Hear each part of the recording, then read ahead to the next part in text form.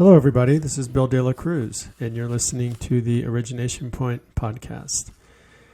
I'm really excited to be back with you today, and I want to expand on the last podcast when I started talking about the difference between labels and identity. And I want to remind everyone that labels are what others put upon us, and identity is how we describe who we are.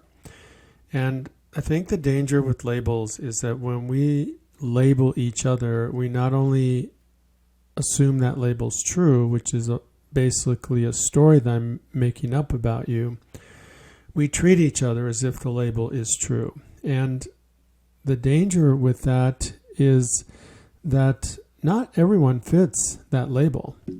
And those labels are created based on the behavior of some people within each group. And so when we think about the wars that are happening between Russia and Ukraine, when that one started, and Ukrainians got labeled something, Russians got labeled something, and everybody within those labels was looked at the same. And it's no different than what happened after 9/11, when everyone who was labeled as either from the Middle East or Muslim was labeled a terrorist. And not only was labeled a terrorist, was treated like that. And people in our country who were Muslim and who were from the Middle East were hurt, killed, talked poorly about, blamed as if they were the ones who drove the planes into those buildings. And that's not the case for everyone in that group.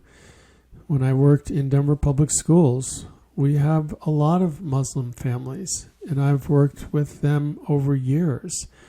And they are proud to be in community, happy to be here, deplore violence, deplore terrorism, and also deplore the way that they were treated based on the label that people gave them from that horrible time that we all had to live through. And for many people, they're still living through it today. So it didn't really end. And now what we see between the Israelis and the Palestinians is something similar. If you're from Israel, people label you one way. If you're from Palestine or Palestinian ethnicity, you're labeled another way. And even in our conversations, they are structured around being divisive and either or. Either you're for my group or you're against my group. And why can't I be for more of a humanistic approach where I can look at children being killed and elders being killed and innocent people who have nothing to do with terrorism are being killed in the name of peace? And that in itself doesn't make any sense to me, how we can justify bombing and killing innocent people on both sides and say that's a way to peace. And I think there's a lot of really deep conversations that we need to have as a society, because not everyone fits whatever label that we choose to give each other. And so the idea of individuating is getting to know people within those groups who don't agree with that label, that philosophy, that abhorrent behavior that we're seeing in our world today. Even within our own country, there are people who are violent, divisive, attacking each other based on labels. And this was happening before what happened between the Israelis and the Palestinians. We have more mass shootings in this country than anywhere in the world, and we've normalized them. Oh, there's another one. There's a bowling alley this time. There's a restaurant this time. There's a concert venue. There's a grocery store. There's a church. There's a park. It's almost as if, as American people, we can't go anywhere without the thought that, is there going to be a shooting here? What do I do if something happens? And so we're not innocent of this type of violence, of this type of labeling, and of this type of hurtful, divisive deadly outcomes. And so I think it's time for us as a society to start to look at our evolution. Is this what we call progress? Is this really what we want to see in our society, in our world, in our children? Because it's permeating down to everyone, and no one misses out on this energy of divisiveness. We are all just energetic human beings, and the energy of the earth right now is divided. It's warring. It's rooted in otherness in terms of, I'm just going to get you because you're not like me or because you don't think like me. And that's not a healthy way to live. And we have a choice right now as a society to really start to think about, what's my role in this, and what is it that I want to achieve? When I look at our own country in the United States and I see the political system and how dysfunctional it is right now and the amount of hurt and pain that it's causing people, it just reminds me that this is not something that's happening in some faraway country. It's happening on a lot of levels right here in our own country. People not being able to speak their mind. People not being able to speak to the safety and humanity of all groups without being told that you're against me or there's something wrong with you. Once again, being labeled. And so, why can't I be against the killing of children, families, or elder who identify as Palestinians or Israelis, who identify as Russians or Ukrainians? Killing of innocent people is not okay, ever. All of our mass shootings are killings of innocent people who were just doing what they did in the course of the day. And there's no way as a human being that I can justify that and say there's some rationale or in some way it was okay for a 9-year-old child to be shot and killed, for an elder who was just going to work or taking care of something or somebody. And so when I think of our own structure of politics and I see leaders who can't get along with each other, who can't talk to each other, who are divided, who call each other names, who have hit each other, pushed each other, you name it, and we've seen it, then who's better than who? We need to really start to think about this whole mentality of you're either with me or you're against me. Because that's not going to work if we're going to evolve into a more humane society. And I think that's the big question for me. Is that what people want, to be more humane? Or are we happy and satisfied being divisive and seeing each other as the other? And so I think that's something that we have to think about and talk about in terms of, who are you labeling? Who's labeling you?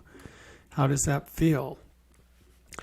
And so I work with people almost every day who are in some level of function or dysfunction around communication, who have conflicts with each other, who don't know how to talk to each other, who are afraid to talk to each other, afraid of being shamed, afraid of being blamed, afraid of being judged. And we as a society have created that culture. We can't blame that on somebody else. We can't say, well, it's that person's fault. It's because of that leader. Because I always have a choice. I always have a choice about how I want to show up. And I have to increase my self-awareness about, how am I labeling you, and then how am I treating you? Do I know anything about you? Do I know anything about how you grew up, where you grew up, what your beliefs are, what your values are, how you like to be communicated with, how you work through conflict, what affects you, what hurts you, what gives you joy? Because that is who you are. Those kind of conversations are who you are. And through those conversations, I can learn about you.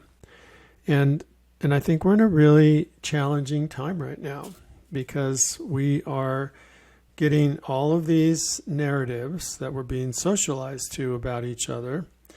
And then people become triggered by conversations, and that triggering can have some really devastating emotional effects depending on what it triggered within each human being. I was doing a workshop a while back, and I mentioned something about the Palestinian and Israeli hospital that got bombed.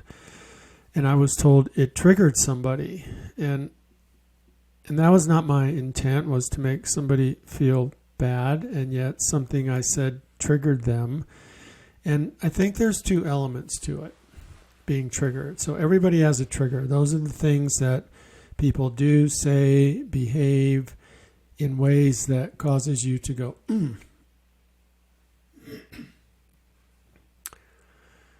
to question what just happened here.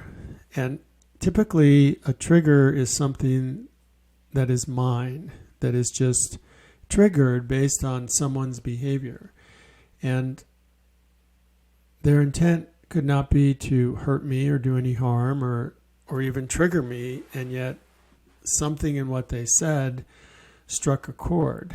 And so I say that because if we're having these really honest conversations about what's happening in the world, we're all going to be triggered in some way or another. And so when something I say triggers somebody, that person can approach it in one of two ways. They can never tell me about it, walk away, and I just wonder why they're treating me differently or why we're interacting differently. Or they could say, which is what happened, something that you said triggered me and it caused me to become emotional. Now that was not my intent, and yet I know that's possible, and I would still ask that person, what is it that needs to be healed for that trigger to diminish? And that's a real question, because I think that's what's at the root of our triggers, is some pain, some hurt rooted in our own personal experiences.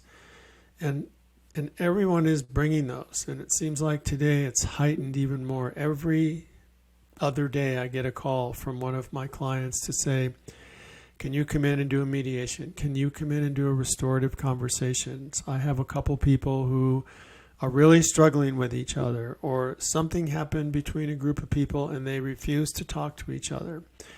And so I sit with them and I facilitate these conversations. And once they get past the labels and the divisiveness and the misunderstandings, they start to understand the motivation behind it, what triggered them, what caused them to think something about the other person, understanding the labels. And so I've seen people who had these barriers put up that once they broke them down, they were able to see the humanity that each person had. And all of a sudden they realized that they had more connecting points than dividing points. And I think that as a society, we need to really start thinking about how are we more connected than divided? How are you actually my neighbor as a member of my community versus that person that I'm going to label, and I don't like those people, so I'm going to treat you that way. That's not really an identity approached relationship, and it can be very divisive. So I want to finish with this. I worked with a facilitator when I was about 25 years old in Boulder, where I lived at the time. And her name was Lillian Roybal Rose. She was a pretty amazing human being who facilitated a conversation for a group of my colleagues of color. And so we live in a predominantly white community, and there were a lot of challenges that we had that were rooted in our own experiences and got triggered that we needed to heal. And so we went through a process that lasted days and weeks, and in some ways I'm still in 40 years later. And she told me two things. She said, if you remember these two things, you'll be successful not only in growing yourself, also in working with other people if you choose to do this. And those two things were, everybody has a good heart and everyone deserves to be trusted. And I took those to heart. And when I walk into a space, I walk into it with this mindset that you all deserve to be trusted and that you all have a good heart. And that has served me well because it allows me to create a connection with people who are like me, with people who are different from me, with people who have different backgrounds, different values, different beliefs. And if the trust is eroded because of interactions that we have with each other, either by myself or by the other person, we know that it's real. It's not a story that we're making up, and we can either choose to rebuild the trust and to figure out what our roles were in getting where we are, or we can just part ways and just say, I don't feel I want to be in a relationship with you. And that's okay. I think the challenge is that when we walk away and we interact with somebody who's like that person that we walked away from, then we say, oh yeah, there's another one. Well, that's not really another one. That's a new human being that has their own unique identity that we're probably not taking the time to get to know. So, of course, whatever our mindset gives us is what we'll bring into our life, whether it's real or not. It could be completely the opposite of what our mindset is telling us, and we won't be able to see it. And I've had a life experience of doing that, where I had a mindset about a particular person, and when I got to know them, I realized that they were a completely different human being than my label. And so I just want you all to think about your role in creating a more connected planet. And I also want to say that I'm really excited because part of what I have always done is, well, I haven't always done this. For a good part of my life, what I've done is recognize where we are and then created something to counter it. So I want to share with you what I've created to counter this divisiveness. I just finished an app with the help of a lot of people called Connected, and it's spelled CNCTD. And the objective of the Connected app is to create a worldwide community of practitioners of people who want to grow, are tired of being divided, and realize that there's more that connects us than divides us. It's a free app, and within the app are some videos and personal growth modules that will support some of the conversations that we're having and will for sure support your own personal growth if you choose to do them. There's some around being aware of your biases, some around how to work through conflict, how to have difficult conversations. And my goal in that is, the reason I do this is I want to create a more humane world. And being connected is the only way that we can do that. We've been divided long enough. It's time to get connected. It's time to stay connected. It's time to see our shared humanity in how we move through this really challenging time that we're all in. And I would love to see you all in the app.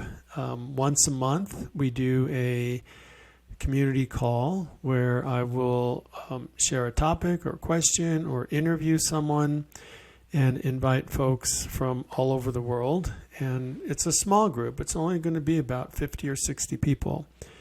And we will actually have a conversation. People will be able to meet other people. We'll have a dialogue around the topic.